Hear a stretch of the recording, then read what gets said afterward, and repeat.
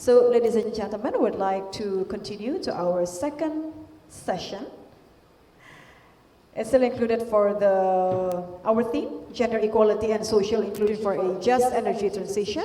Ini masih sama, temanya masih mengenai Gender Equality and Social Inclusion for a Just Energy Transitions. Akan ada 3 pembicara utama pada sesi kedua hari ini yang akan dimoderatori oleh Ibu Neni Marliana, Gender Focal Point Energy Transition Cluster GIZ. Selamat pagi Ibu Neni, terima kasih sudah hadir di tengah-tengah kami pada pagi hari ini. Akan ada diskusi yang luar biasa.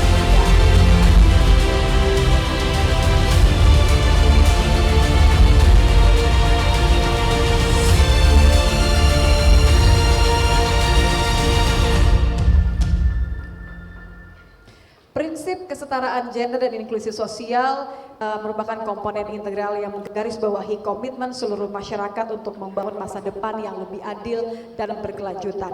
Ini menjadi salah satu sisi yang akan dibahas oleh para pembicara kita di sesi kedua dengan tema Gender Equality and Social Inclusion for a Just Energy Transitions.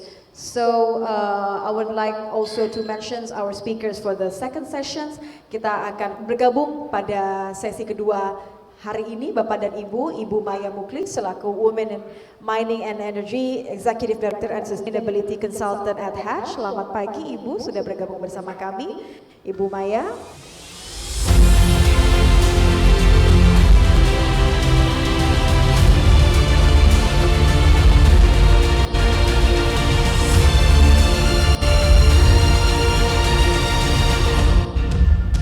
Bapak nanti saya akan undang kembali. And then also I would like to greet Ibu Sabrina Farah Salsabila selaku Society of Renewable Energy Women.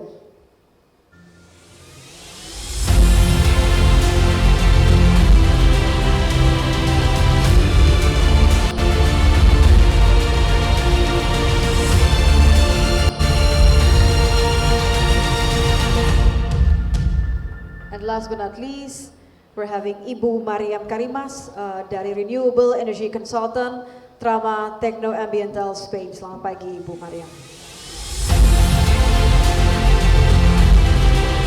would like to invite the moderators for today, Ibu Neni Marliana, Gender Focal Point Energy Transition Cluster GIZ, and all the panelists for our second session.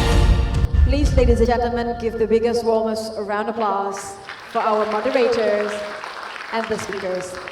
Ibu Neni, saya serahkan kepada Anda.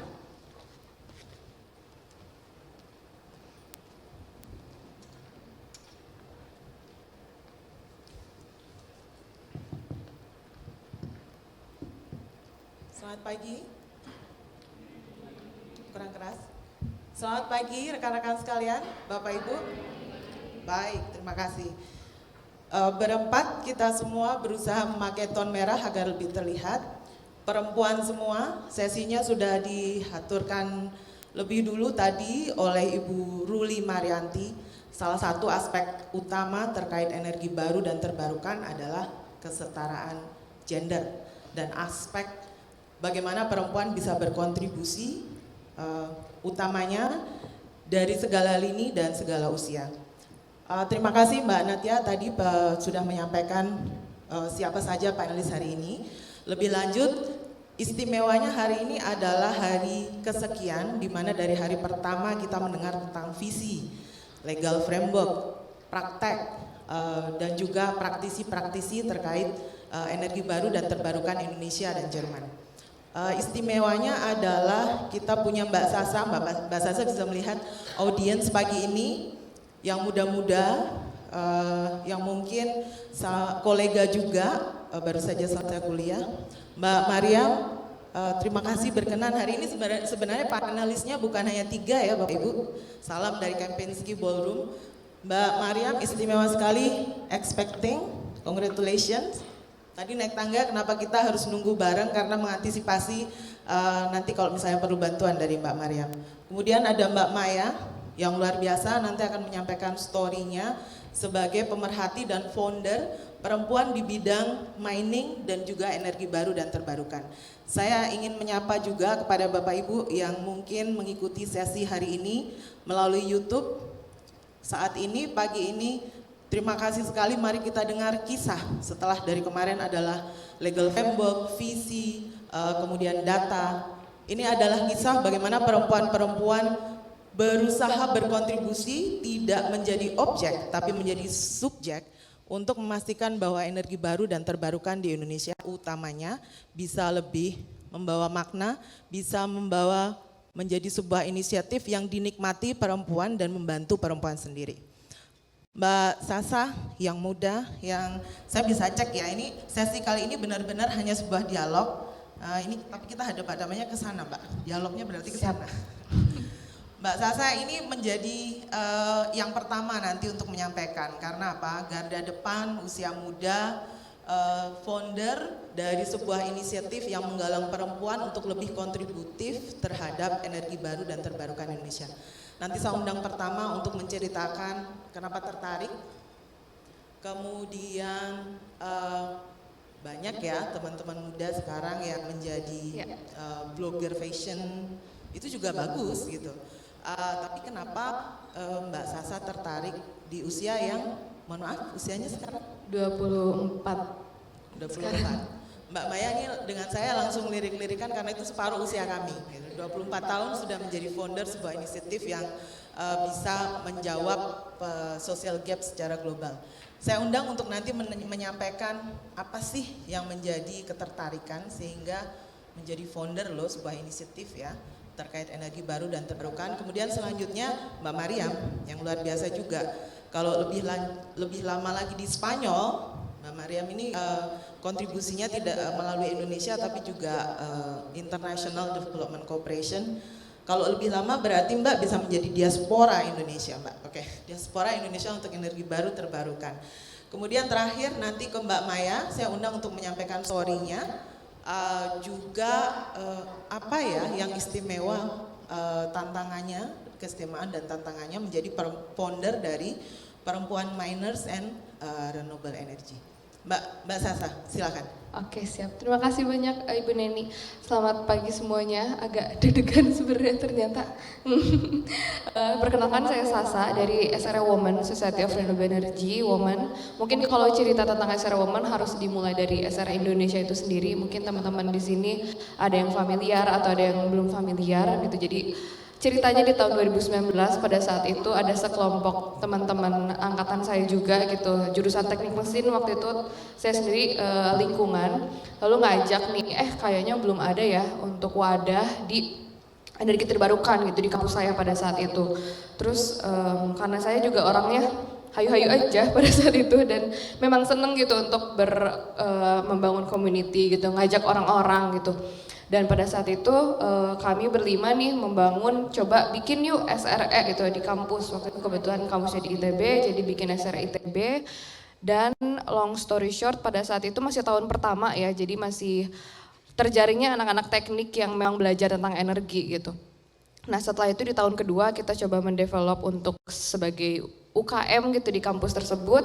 Dan pandemi tiba-tiba, padahal waktu itu mau ada acara besar. Nah pada saat itu coba switch yuk ke online. Kita bikin semacam webinar seperti itu dan ternyata zaman-zaman online waktu itu pandemi lagi bulan puasa, antusiasme sangat tinggi. Ada satu YouTube kita membuat rangkaian webinar dan setiap webinarnya itu ada 4.000 yang nonton. Sekarang kan itu udah jarang banget ya, sekarang mungkin 200 orang yang nonton juga udah alhamdulillah. Pada saat itu ada 4.000 dan kita wah ternyata anak-anak muda sangat tertarik ya dengan isu ini. Sehingga kita buka yuk di kampus lain gitu, jangan di ITB doang gitu. Dan pada akhirnya di tahun pertama kita menjaring 8 universitas, lalu selanjutnya 12 universitas dan di universitas pas udah 20 gitu kita berpikir ketika menyelami lagi tentang isu transisi energi ini ada juga isu-isu lain gitu yang harus kita mulai diskusikan secara spesifik gitu dan pada saat itu tuh isu gender di transisi energi gitu dan waktu itu ada ajakan kolaborasi terus jadi kita brainstorming ya udah kita bikin platform yang khusus nih tentang SRE Women gitu karena ternyata di SRS student chapter semangat si ciwi-ciwinya gitu itu juga sangat animonya sangat tinggi gitu, dan ketika kita menjaring wanita-wanita di setiap student chapter cukup banyak yang berpartisipasi, bahkan waktu itu tim pertama open recruitment ada 100 gitu, itu dari student chapter yang sudah ada 20 saat itu, dan di piloting project ada seperti bootcamp, ground launching, nanti kita mungkin bisa berbicara itu lebih lanjut gitu. Cuman ya disitulah dimulainya SRE Women gitu. Jadi kita mengumpulkan teman-teman di student chapter yang tertarik juga dengan isu ini, dan juga ternyata nggak hanya wanita juga yang tertarik gitu. Jadi ada juga beberapa anggota student chapter yang juga laki-laki gitu yang tertarik dan bergabung di SRE Women seperti itu. Baik. Lebih dari 10 universitas ya saat ya, ini? pada saat itu ya 20 kurang lebih. Okay. Jadi SRI itu apa? Jadi SRI itu sekalian promosi. Jadi SRI itu kita adalah organisasi yang youth lead gitu ya, dipimpin oleh pemuda yang memang core-nya itu awareness ya tentang energi baru terbarukan gitu. Jadi kami juga semacam mendevelop sebuah modul yang nantinya akan bisa dipelajari nih oleh SRE kampus tentang energi baru terbarukan gitu. Dan juga selain ada chapter-chapter sebagai informasi sekarang udah ada 47 universitas di Indonesia. Kami juga mempunyai platform-platform gitu, jadi platform-platform yang misalkan khusus tentang PTS atau platform khusus tentang riset gitu, dan salah satunya ini platform SRE Women yang khusus membahas tentang isu gender juga gitu. Luar biasa ya, tepuk tangannya dong untuk Mbak Sasa. Muda berkontribusi menggalang resource mob ya bahasanya kalau di International Development Cooperation. Kemudian inisiatif untuk memastikan, satu pertanyaan sebelum ke Mbak Mariam nantinya. Yang membuat dari tahun 2019 tetap bertahan walaupun ada COVID dan sampai sekarang, kemudian reaching out ke sampai ke lebih dari 10 universitas, apa ya? Ada kendala pasti kan ya? Iya. Silahkan. Yang membuat bertahan karena melihat antusiasme teman-teman kampus sebesar itu gitu. Ternyata banyak juga kampus yang ada ketertarikan nih di isu energi, cuman mereka juga belum punya wadahnya. Dan ketika kami dari SRE membuka, mari kita buka SRE di kampus kalian, mereka sangat senang. Dan terutama waktu itu ada acara SRE Women, terus kita gather feedback dari mereka, ternyata mereka seantusias itu.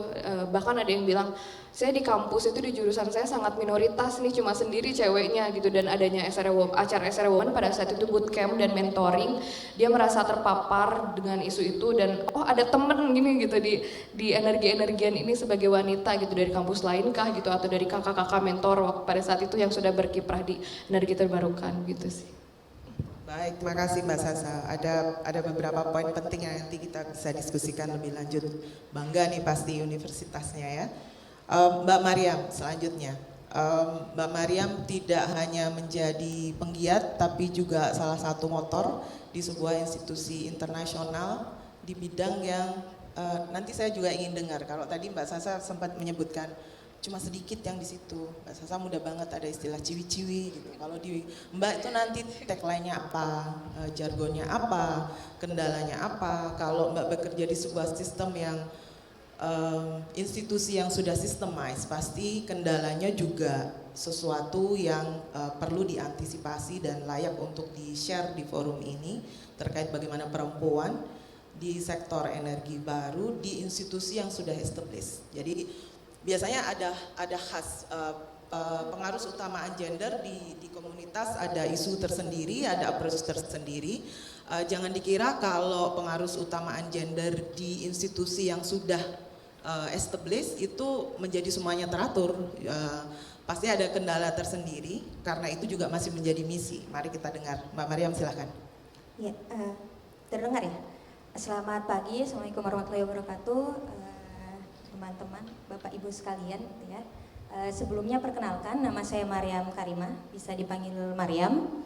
Jadi saya cukup sangat senang nih hadir di sini, bukan hanya pembicaranya yang perempuan, tapi pesertanya juga saya lihat mayoritas gitu ya, banyak perempuan gitu ya. Tepuk tangan dulu buat peserta yang katanya kebanyakan perempuan. Oke. Jadi ini terlihat antusiasme di bidang renewable energy maupun transisi energi secara umum gitu ya, bahwa perempuan sebenarnya punya kesempatan di bidang ini. Mungkin kalau misalnya kita lihat 1 dekade ke belakang gitu ya, atau dekade ke belakang itu sulit gitu untuk benar-benar punya banyak partisipasi perempuan di bidang yang core-nya mungkin engineering gitu ya, karena saya juga engineering.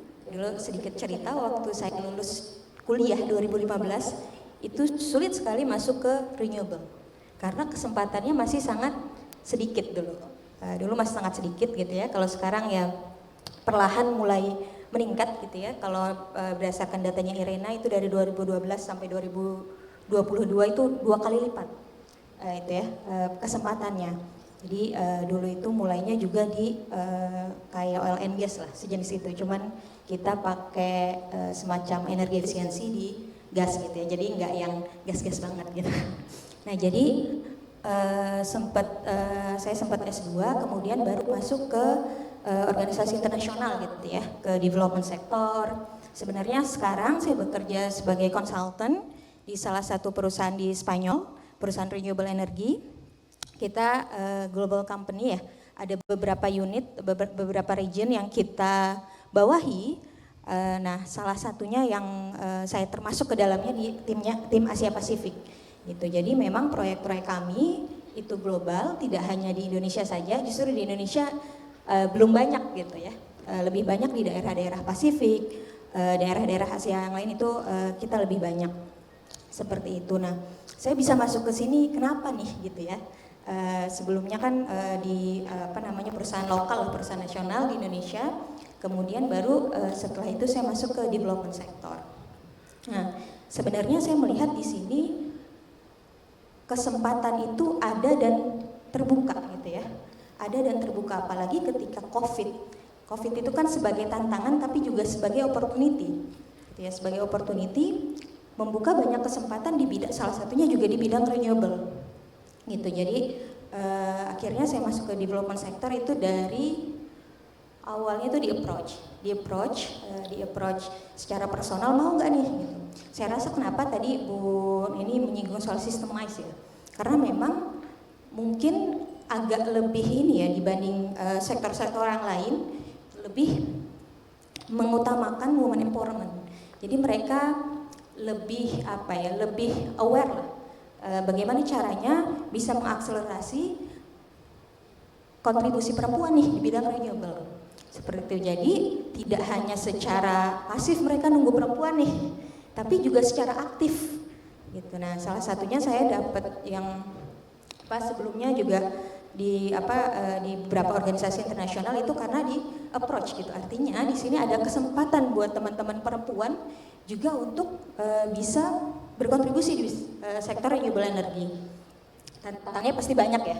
Tantangannya pasti banyak gitu. Kalaupun kayak saya pribadi sekarang hanya 2 orang perempuan di tim Asia Pasifik gitu ya. Jadi walaupun organisasi internasional, ternyata untuk core-core yang memang terlalu engineering, tadi Bu Ruli sudah menyampaikan ya, itu belum banyak gitu. Lebih banyak yang sifatnya administratif. Sehingga di sini perlu ada transfer knowledge, perlu ada improvement gitu ya, bagi yang mungkin sudah bekerja di sana untuk bisa meregenerasi gitu ya. Teman-teman yang muda, perempuan lain yang juga di sektor STEM terutama. Itu sih salah satu ininya ya, pengalaman gitu. 2 dari berapa staff yang ada di institusi sekarang? Kalau di kita itu ada 6, di Asia Pasifik ada 6. 2 dari 6. Yang satunya mau pindah ke unit lain, jadi tinggal saya sendiri.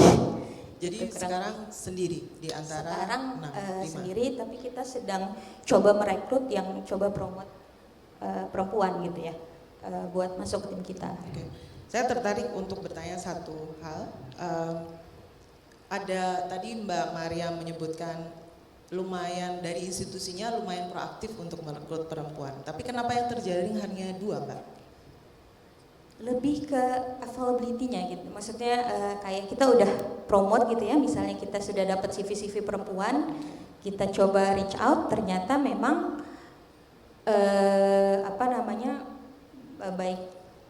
ada karena kita ini ya kalau compare sesuatu harus objektif juga gitu ya. Nah memang kadang itu perempuan kita promote gitu ya, tapi ada juga yang belum bisa gitu, seperti itu. Tapi dari availability-nya sendiri, dari CV-CV yang masuk memang sudah sedikit gitu. Jadi cocok ya yang disebutkan Ibu Ruli tadi di awal, social norm. Mungkin tersaring pada saat interview, tapi pas diskusi dengan suaminya tidak diizinkan, pas diskusi dengan orang tuanya tidak diizinkan karena naik gunung gitu atau naik tangga 7 meter misalnya untuk instalasi. Ya, kalau kasus saya misalnya harus ke daerah-daerah Pasifik yang terpencil gitu ya. Jadi agak daerah-daerah Mikronesia, daerah-daerah Vanuatu dan segala macam ya. Itu kan cukup challenging gitu ya. Sebentar lagi kena sea level rise daerah itu, terus suami mengizinkan karena apa Mbak? Gimana itu approach-nya? Suami cukup suportif ya untuk maksudnya karir saya pribadi dan juga intinya sih bagaimana menemukan titik temu ya, titik temu, dan selama itu tidak yang membahayakan kayak di daerah konflik atau yang segala macamnya nggak masalah dan masih dalam batas wajar gitu ya. Misalnya saya ke sana dalam 2 minggu, 3 minggu itu kan masih dalam batas wajar gitu, kecuali kalau ditempatkan di sana bertahun-tahun itu mungkin perlu pertimbangan sendiri. Mbak Sasa memperhatikan sekali itu nanti untuk tips. Mbak Mariam terima kasih, nanti kita kembali lagi ke Mbak Mariam. Saya ingin diskusi lebih lanjut nanti ke Mbak Mariam terkait institusinya, karena secara sistem lagi-lagi tadi saya sebutkan pasti punya approach tersendiri untuk memastikan bagaimana sih kampanye melibatkan perempuan di bisnisnya dan institusinya. Mbak Maya sudah menunggu di sana. Mbak Maya, Bapak Ibu sekalian adalah founder juga, jadi yang duduk di sebelah sana adalah founder-founder dari inisiatif yang untuk lebih banyak menggalang dan memastikan perempuan bisa berkontribusi dan tidak hanya menjadi objek dari energi baru dan terbarukan inisiatif yang ada di Indonesia. Mbak Maya, sedikit disampaikan asosiasi yang dibuat, kemudian apa sih alasannya membuat menjadi salah satu founder tadi, kalau tidak salah lebih dari satu ya Mbak ya foundersnya. Kemudian story-nya apa Mbak? Apa yang membuat Mbak tertarik kemudian memastikan itu menjadi salah satu yang masih Mbak ampuh sampai saat ini? Silahkan Mbak Maya.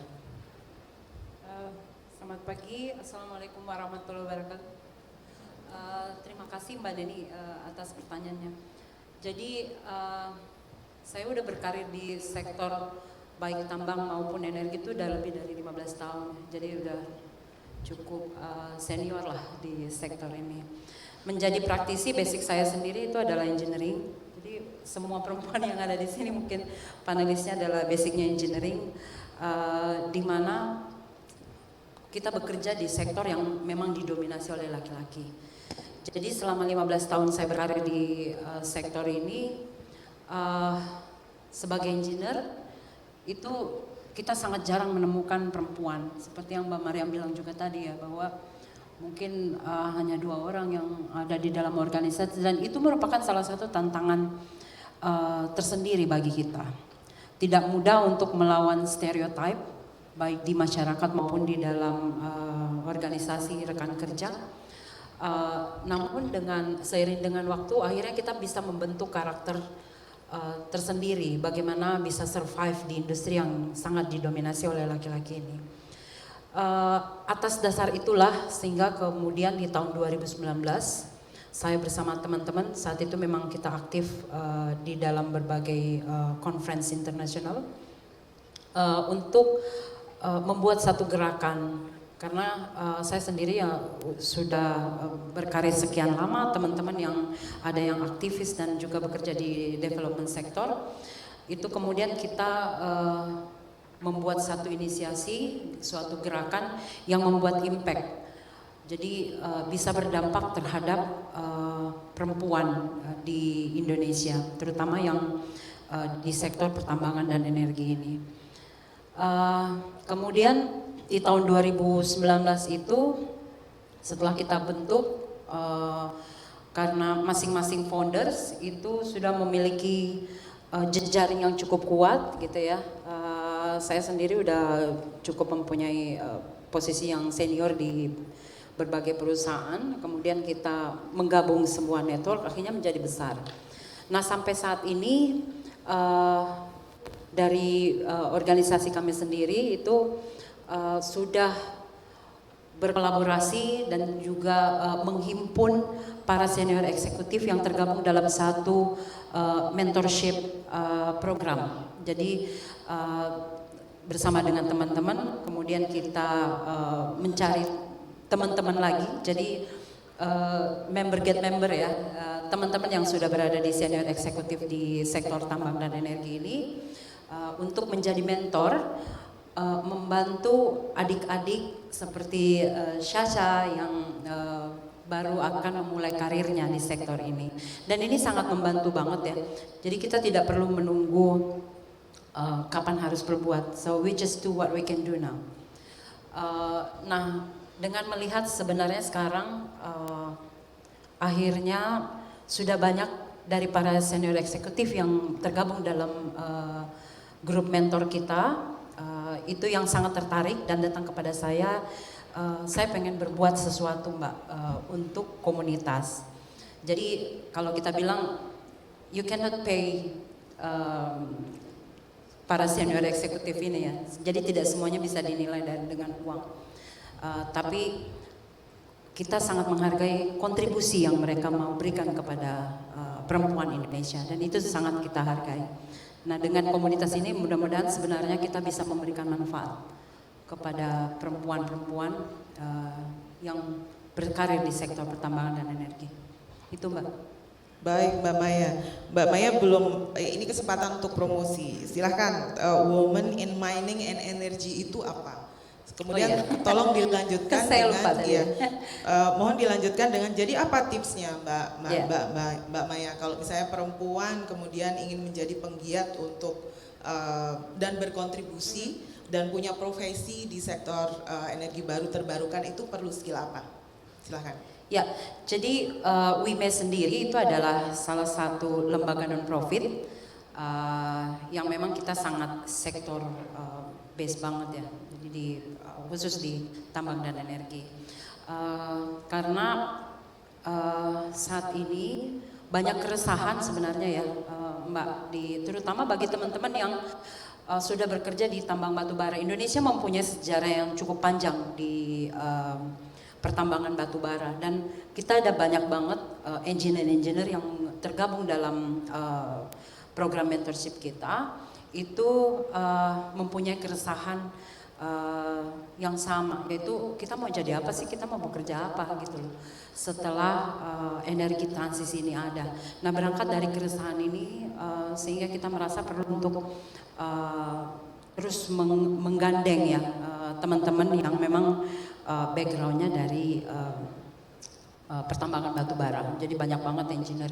Kita tahu di Indonesia sendiri banyak sekali universitas yang mungkin back to 10 years or 20 years ago batu bara sangat booming di Indonesia ini. Dan ini harus berubah. Kemudian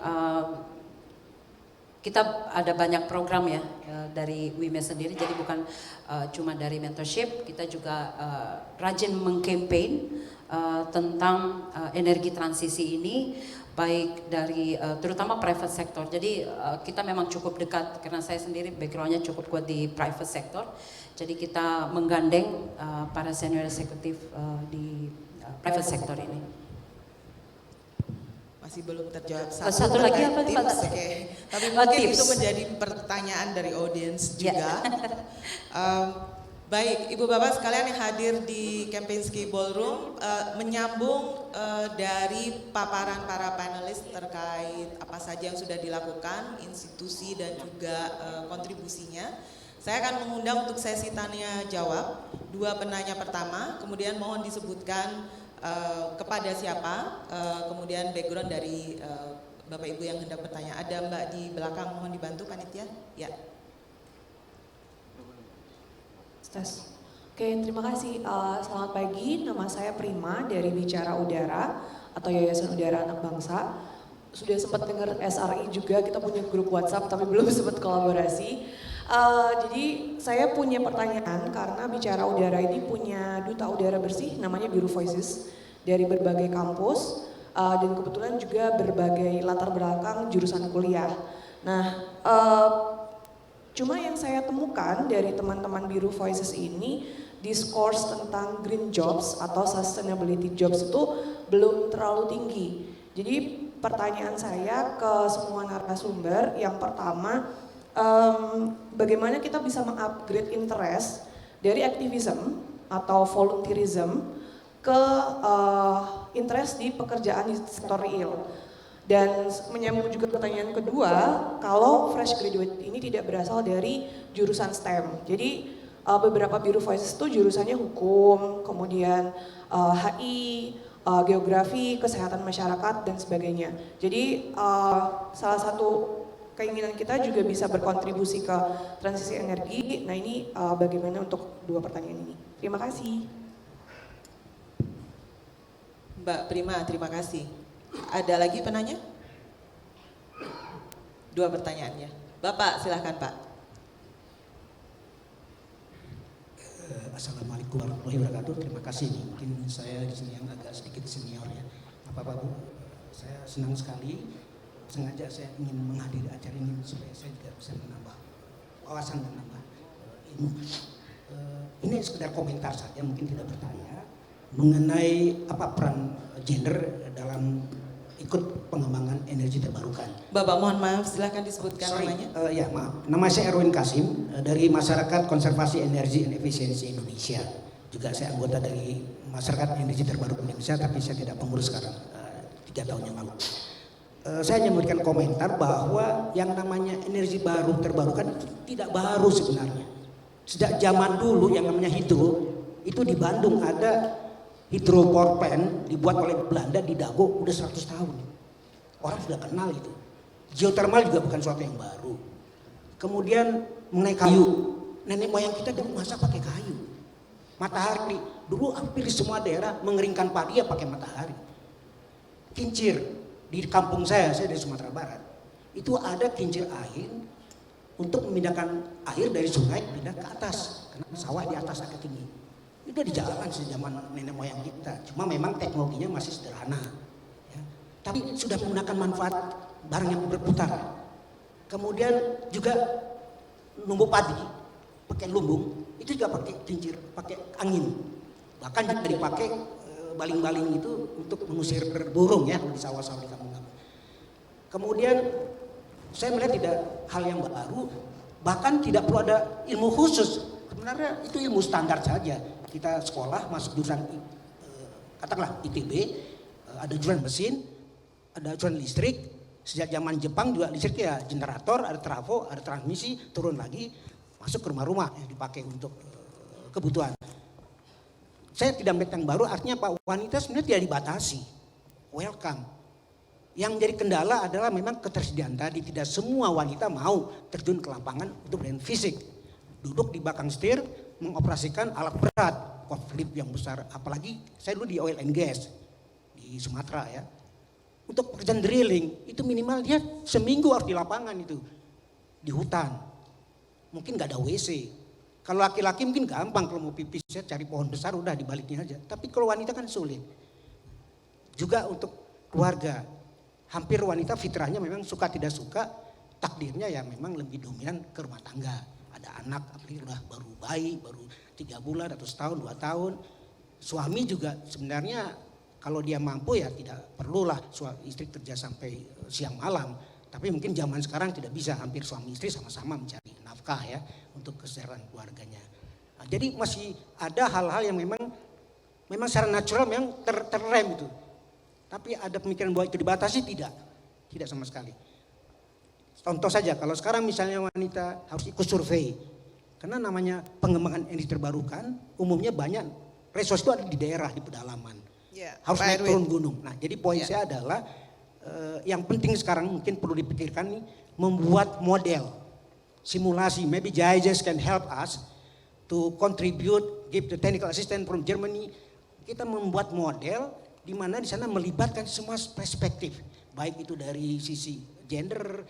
Kemudian tadi saya dengar mereka yang sudah investasi besar di tambang, sudah membeli alat berat, belum lagi dia sudah membangun port, ya pelabuhan, belum lagi membangun kapal pembawa batu bara.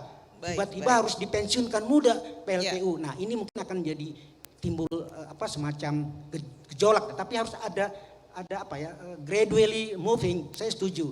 Tapi bagaimana ini bisa berjalan? Silakan bapak-bapak, ibu-ibu yang punya teknologi, punya ilmu di universitas, belajar bagaimana buat modelnya, di-run modelnya, disimulasi, dilihat oleh semua perspektif, baik orang bank, orang dari regulator, dari Pemda, dari pelaku bisnis, masuklah semua terincorporate dalam model simulasi, dan kita lihat di tahun berapa sebenarnya kita bisa sukses. Jangan ikut lata seperti yang di Amerika. Mereka, baik, Pak Erwin. Ya, ini hanya poin saya, jangan kita di-drive oleh mereka. Karena Baik. mereka ciptakan sekarang namanya teknologi supercritical boiler yang sudah zero emisinya jauh lebih baik. Kemudian sekarang kita disuruh mulai berubah lagi ke teknologi angin, ocean. Kan kita tidak punya alat. Pas Baik, kita Pak import Erwin. lagi dari mereka. Ya, kita Sehingga sudah lokal tangkap konten kita, pesannya. Ya, tepuk tangan dulu Terima kasih. Ibu Bapak sekalian untuk antusiasme dari Pak Erwin. Saya perhatikan dari kemarin. Ini menjadi refleksi bersama ya Pak ya, lebih menjadi refleksi bersama. Saya senang sekali tadi Bapak sebenarnya kehidupan kita sebelumnya sudah sangat akrab dan sudah sangat hijau Pak ya, untuk memastikan bahwa akses energi dan lain-lain itu tidak menjadi sebuah PR besar karena kita sudah menjadi praktek sebelumnya. Tapi kami hargai sekali Pak antusiasmenya. Perempuan itu tadi Bapak deskripsikan tidak dibatasi. Saya kira kita semua sepakat dengan itu. Saya mau memastikan bahwa pertanyaan dari Mbak Prima bisa menjadi respon dari pertama ke Mbak Sasa dulu, antusiasmenya sama. Kemudian setelah itu ke yang sudah bekerja nih, ke yang praktisi. Pertanyaan Mbak Prima tadi ada dua. Bagaimana volunteerism itu dapat wadah enggak di institusi formal? Kemudian kalau misalnya saya bukan insinyur tapi saya backgroundnya misalnya finance atau legal. Berumah di mana saya kalau saya ingin berkontribusi di energi baru dan terbarukan. Setelah Mbak Sasa, saya ke Mbak Mariam, kemudian ke Mbak Maya nih yang punya foundation. Silahkan Mbak Sasa dulu yang mewakili satu stream dengan Mbak Prima. Silahkan. Halo Mbak Prima, salam kenal. Jadi tadi pertanyaan pertamanya apa yang Mbak saya lupa yang Bagaimana memastikan bahwa volunteerism itu kemudian menjadi giat-giatnya Mbak Sasa sekarang itu bisa menjadi investasi kah untuk menjadi profesional nantinya? Oh oke. Ya. Jadi di SRE Women juga base-nya voluntarily ya. Jadi teman-teman SRE Student Chapter juga itu yang join SRE Women, mereka-mereka yang memang tertarik gitu dengan untuk isu gender ini gitu. Dan kalau kita lihat, jadi kemarin juga SRE Women, tapi saya ini tidak terlibat langsung di yang program ini. Kita mencoba membangun community gitu. Jadi nggak hanya eksklusif untuk SRE Women saja, tapi kita membuat community orang untuk teman-teman di luar sana. Kemarin medianya masih pakai Discord, jadi kita semacam mengumpulkan nih orang-orang yang tertarik dan mungkin nantinya akan melakukan semacam weekly discussion gitu tentang isunya gitu. Terus nanti kita akan membuat misalkan ada bahan-bahan bacaan gitu yang harus mereka lakukan dan mereka pelajari dan nanti kita akan berdiskusi bareng-bareng gitu. Dan itu hal seperti itu ternyata antusiasmenya cukup sangat tinggi dan kita sekarang lagi off juga, terus ternyata banyak yang mana sih kok ditunggu-tunggu belum ada lagi gitu. Jadi ternyata mereka menunggu adanya community tersebut gitu untuk voluntarily dan juga saling mencari teman gitu ya dengan interest yang sama. Juga yang kedua ada di highlight tentang jurusan non-STEM ya untuk yang energi itu. Jadi yang menarik juga ternyata di generasi SR yang pertama gitu untuk presiden-presidennya memang mostly teknik gitu, teknik mesin, teknik elektro gitu karena mereka yang paham tentang isunya gitu. Tapi ternyata ada juga di beberapa kampus yang presidennya jurusannya dari ilmu politik gitu. Ternyata dia juga punya ketertarikan nih di isu energi dan decide untuk gabung SR dan bahkan lead gitu menjadi presidennya gitu. Dan seiring berjalannya waktu pun dengan di SR Indonesia juga kita nggak hanya mendevelop kurikulum teknisnya gitu. Jadi kita punya modul-modul tentang EBT, tentang solar, geothermal dan lain-lain, tapi juga kita di sana ada modul-modul lain gitu tentang isu-isu sustainability secara umumnya, lingkungan, leadershipnya dan lain-lain gitu yang sehingga akhirnya menjadi relevan untuk teman-teman non-teknik gitu, non-teknik dan yang mungkin nggak terlalu ngerti teknis gitu. Dan itu di beberapa universitas, mungkin kalau kampus saya institusi ya, jadi memang terjaringnya banyak yang teknik gitu. Tapi ketika itu kampusnya universitas, ternyata banyak nih kita lihat ya demografinya teman-teman yang non teknik bergabung gitu, hukum gitu, manajemen gitu juga ternyata banyak. Ketika kita pun dari SRE Indonesianya ya, kami mendevelop juga kurikulum yang non teknisnya gitu, leadership dan lain-lainnya gitu sih. Mbak Sasa, terima kasih ya. Jadi kalau sebelum menjadi profesional ada roomnya Mbak Prima. Singkat saja Mbak Mariam, kalau sebagai profesional bagaimana industri dan melihat volunteerism dan juga dari non-STEM graduate ini secara praktek ya di dunia kerja, silakan. Ya, terima kasih Bu Nani ya. Mungkin saya jawab yang kedua dulu nih. Jadi kalau kita bilang konteksnya transisi energi pasti tidak hanya membutuhkan engineering aja. Gitu, pasti butuh multi perspektif gitu ya. Kita butuh misalnya energi finance gitu ya. Kalau misalnya kita mau sign agreement PPA butuh orang hukum gitu ya. Intinya nggak bisa berdiri sendiri kayak gitu ya. Misalnya sekarang lagi populer JETP ya. Itu juga butuh orang ilmu politik, orang komunikasi untuk mengkomunikasikan supaya isu itu ya memang bisa turun sampai ke grassroots seperti itu. Artinya kesempatan itu ada gitu. Cuman tadi pertanyaannya kira-kira peluangnya terbuka seberapa besar. Nah ini sebenarnya PR kita bersama untuk sama-sama mengencourage organisasi. Mungkin Bapak Ibu di sini banyak yang stakeholder juga untuk sama-sama mengencourage peluang-peluang ini gitu. Apalagi ketika kita bilang Indonesia mendukung energi transisi. Nah kita lihat nih seberapa banyak sih tender-tender di renewable energy yang sebenarnya itu bisa membuka job-job untuk teman-teman kita ini gitu ya, adik-adik kita gitu. Nah ya at the end of the day bagaimana realisasi dari perencanaan-perencanaan itu yang pada akhirnya mampu menyerap sumber daya kita gitu Bu. Panitia masih ada waktu? Sekitar 7 menit lagi Ibu. Baik, terima kasih. Mbak Prima, sudah terjawab ya Mbak, baik dari segi volunteerism maupun secara profesional ada ruang. Mau akuntan, mau kompiar, mau legal juga masih ada ruang. Silahkan Bapak Ibu sekalian satu. Saya tambahkan sedikit Mbak ke Mbak Prima Mbak tadi ya. Ya sorry. Jadi volunteerism itu ada dua hal yang bisa didapat di situ. Yang pertama sebenarnya menggali potensi diri dan mencari interest ya. Saya passionnya di mana sih gitu ya. Sasa juga volunteer, saya juga pun volunteer dari organisasi kami. Yang kedua itu adalah network. Nah ini yang sangat penting. Mungkin untuk teman-teman yang ada di sini ya, ini yang sekalian menjawab pertanyaan Mbak Neni tadi. Gimana mendapatkan tempat agar bisa menjadi satu profesional yang handal di sektor ini adalah yang paling penting itu sebenarnya bagaimana kita membangun network yang tepat. Nah volunteerism itu adalah salah satu medium yang bisa kita gunakan untuk bisa mendapatkan trust dari orang yang kemungkinan nanti akan memberikan kita referensi. Nah ini yang sangat penting untuk adik-adik yang baru memulai karirnya, bahwa trust itu bisa dibangun dari bagaimana kita memilih network yang ada. Gitu sih Mbak Neni. Mbak Maya terima kasih. Network itu penting dan volunteerism magang itu adalah kesempatan untuk membangun network, jejaring. Jadi sesi ini Mbak Prima semoga mendapatkan kartu nama atau nomor kontak dari beberapa teman-teman atau Bapak Ibu penggiat renewable energy. Satu kali lagi pertanyaan sebelum panitia dengan semua kode memastikan bahwa waktu sudah habis. Baik, Mas silahkan panitia boleh dibantu. Mohon disebutkan nama, afiliasi, kemudian pertanyaan ditujukan kepada panelis. Perkenalkan Ibu, saya Aliza dari GIZ IKJ, kita fokusnya juga di Just Energy Transition. Singkat saja pertanyaan saya, yang pertama untuk Mbak Sasa itu, tadi mungkin saya telat hadir, yang pertama apa saja isu-isu utama yang dihadapi perempuan dalam sektor energi, terutama di renewable energy. Kemudian yang kedua, apa saja yang sudah dilakukan SRE Women untuk men-tackle isu-isu ini. Misalnya selain pelatihan-pelatihan yang sudah ada itu, apakah membuat channeling atau networking yang seperti Bu Mariam bilang tadi antara pekerja dengan pencari kerja.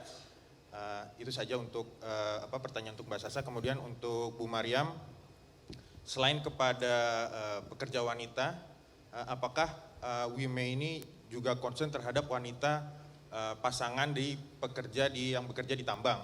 Misalnya contohnya kalau misalnya energi transisi ini artinya kedepannya akan ada potensi dampak yang terjadi yaitu mine closure. Dari mine closure itu artinya akan ada banyak job losses yang terjadi, artinya akan banyak pekerja-pekerja tambang ini yang kembali ke rumah dan itu meningkatkan domestic abuse. Nah, kira-kira apakah sudah ada concern terhadap pasangan-pasangan pekerja ini? Terima kasih.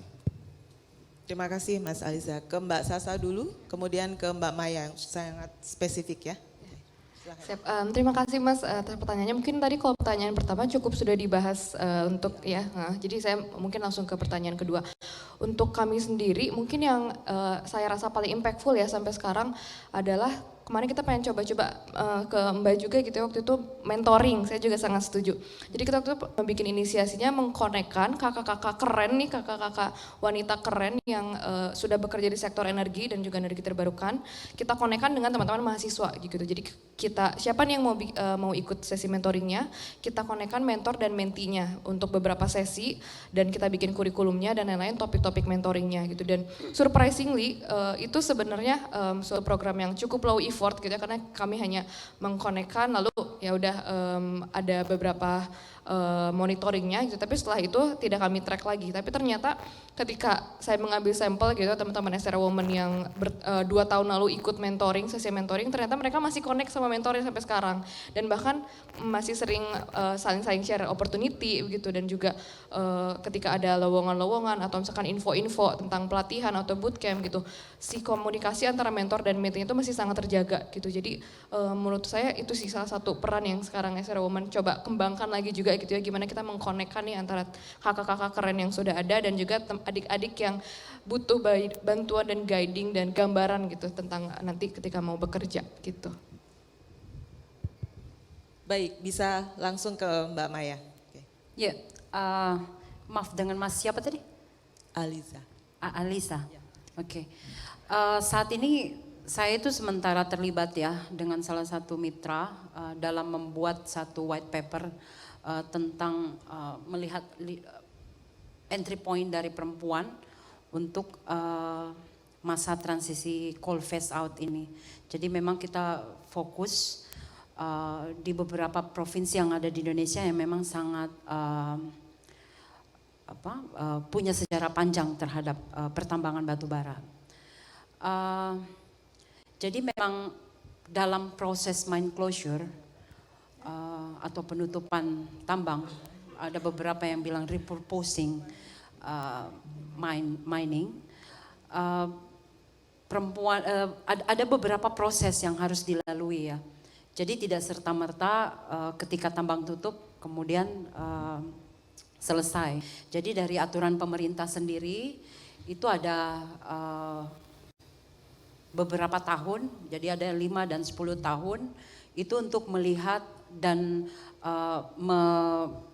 termasuk mendevelop community sehingga dia bisa secara bertahap itu lepas ketergantungannya dari pertambangan batu bara yang ada di daerah mereka. Ya, langsung menjawab pertanyaan, silakan Mbak. Ya. Time's up. Okay. Ya, jadi saya rasa memang ada mekanisme yang harus dilalui baik dari sisi pemerintah. Cuma memang itu yang masih terus kita dorong untuk bisa lebih inklusif lagi regulasi yang dibuat terkait dengan coal phase out ini. Baik, sebenarnya pertanyaannya ada satu hal utama, yaitu bagaimana dampaknya terhadap keseluruhan kepada pekerja, keluarganya jika terjadi proses-proses terkait baik di perusahaan maupun renewable energy dan juga streamnya ya Mbak ya. Mas, mungkin saya sarankan setelah sesi ini nanti kita bisa diskusi aja. Karena saya yakin itu perlu 30 menit tuh aspeknya ya. Oke. Iya. Baik. Saya kira sudah tidak ada pertanyaan lagi. Saya sudah mendapatkan semua kode. Sesi gender tidak cukup hanya 1 jam, Bapak Ibu sekalian. Menarik sekali kan ya, ceritanya adalah konteks langsung ke kehidupan. Pak Erwin terima kasih sekali tadi mengingatkan bahwa perempuan itu tidak dibatasi memang. Tapi kadang perempuan itu juga membatasi dirinya sendiri Pak. Saya kalau misalnya ditugaskan di daerah menjadi insinyur yang harus tadi penyampaian Mbak Ruli memperbaiki kabel yang 7 meter, kemudian sendiri dengan aspek dari Mbak Maya yang biasa di hutan, saya mungkin juga punya pertimbangan Pak ya gitu, belum lagi fisik, berat badan dan lain-lain. Kadang perempuannya sendiri itu mempunyai paradigma yang membuatnya tidak menjadi kontributor di lapangan mungkin, tapi bisa dari sisi lain. Tadi Mbak Prima semoga mendapatkan manfaat banyak dari sesi ini. Bapak Ibu sekalian, 1 jam tidak cukup. Kenapa? Karena perempuan itu secara populasi kita semua tahu salah satu populasi terbanyak, terbesar di dunia ini, dan yang pasti perempuan bukan objek untuk memastikan bahwa energi menjadi salah satu solusi untuk masa depan. Tepuk tangan bagi kita semua, pemerhati pengarus utamaan gender di renewable energy. Terima kasih, mohon maaf jika ada kekurangan penyampaian baik dari panelis maupun dari kami.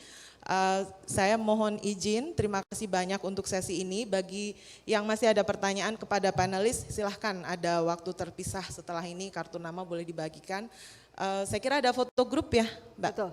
Baik, oke. Mbak Mariam silahkan, Mbak Sasa, Ibu Maya Saya ada undang foto kalau grup. begitu, terima kasih Bu Neni, saya undang Ibu Maya, Ibu Sasa sama Ibu Mariam untuk kemudian mulai mendekat ke tengah mungkin ya, berdiri dan mendekat ke tengah agar bisa didokumentasikan, difoto sebagai bukti bahwa perempuan-perempuan yang ada di atas panggung ini hebat sekali. Saya boleh minta Ibu Neni untuk ikut berfoto bersama juga supaya lengkap satu sesinya. Berempat jadi ya, berempat fotonya. Boleh lihat ke tengah, on my cue, 3, 2, 1. Sekali lagi boleh ya, 3, 2, 1. Terima kasih Bapak dan Ibu, boleh saya minta tepuk tangannya untuk sesi kedua pada pagi hari ini. Saya persilakan untuk moderator dan juga pembicara kembali ke tempat duduk masing-masing. Terima kasih sekali lagi Ibu Neni Marliana, Gender Focal Point Energy Transition Cluster GIZ. Terima kasih. Marlina, oke. Ibu Neni Marlina, saya koreksi namanya. Terima kasih Ibu Neni. Kemudian juga Ibu Maya Muklis, Women in Mind and Energy, Executive Director and Sustainability Consultant at Hatch. Ibu Sabrina Farah Salsabila selaku perwakilan Society of Renewable Energy Women. Ibu Mariam Karimah dari Renewable Energy Consultant Trama Technoambiental Spain. Terima kasih sekali lagi untuk sesi kedua. Bapak dan Ibu, kita akan melanjutkan sesi ketiga, tapi kami persilahkan untuk menuju ke free function ada di belakang Bapak dan Ibu untuk mengambil snack, kopi, dan teh yang sudah disediakan. Tapi saya mohon sekali kerjasamanya, kita bisa untuk nikmati snack dan kopi tehnya ini di dalam ruangan saja, agar kita bisa langsung melanjutkan ke sesi yang ketiga. Karena masih ada sesi ketiga dengan tema Preparing Human Resources for a Decarbonized Energy System atau dimoderatori oleh Bapak Catur Wibowo dari Thematic Lead of Rural Electrification South North Corporation dari GIZ. Jadi saya undang sekali lagi Bapak dan Ibu untuk mengambil makanan dan minuman snack yang telah disediakan untuk sesi coffee break ini. Saya mohon kerjasamanya untuk dinikmati makanan dan minumannya di dalam ballroom saja, agar dalam waktu kurang lebih 5 menit kita bisa melanjutkan ke sesi ketiga. Sambil ini mungkin tadi yang Ibu Neni katakan bertukar kartu nama begitu ya. Sambil ambil makanan, sambil bertukar kartu nama, dilanjutkan ngobrolnya sambil menikmati coffee breaknya di dalam ruangan, agar kita bisa melanjutkan ke sesi berikutnya. Dan sesi berikutnya ini Bapak dan Ibu saya akan kasih teaser sedikit. Saya akan kasih bocoran sedikit bahwa di sesi ketiga ini kita akan membahas mengenai preparing human resources for a decarbonized energy system. Jadi kita akan banyak bicara mengenai bagaimana cara kita memproduksi, mendistribusikan dan mengonsumsi energi yang tentunya memerlukan pendekatan proaktif begitu ya. Apalagi kan kita punya angkatan kerja yang luar biasa, tantangannya ini luar biasa, tapi peluangnya juga besar sekali. Nanti yang akan membawakan atau memoderatori dari sesi ketiga ini adalah Bapak Catur Wibowo selaku Thematic Lead of Rural Electrification South North Corporation GIZ. Nanti juga ada beberapa pembicara, yakni Bapak Darendra Wardana selaku Senior Planner Directorate of Manpower dari Bappenas, Bapak Dadang Kurnia selaku Advisor dari GIZ, Ibu Aswita Wulandari Saragi dari Corporate Citizenship Specialist Schneider Electric Indonesia, dan Bapak Efrem Santos selaku Director of TVET Center BLK Don Bosco Sumba NTT. Sekali lagi kami persilahkan Bapak dan Ibu untuk menikmati snack yang sudah dipersiapkan. Namun kami mohon untuk menikmati makanan serta minumannya di dalam ballroom saja, agar dalam waktu kurang lebih 5 menit kita bisa melanjutkan ke sesi ketiga.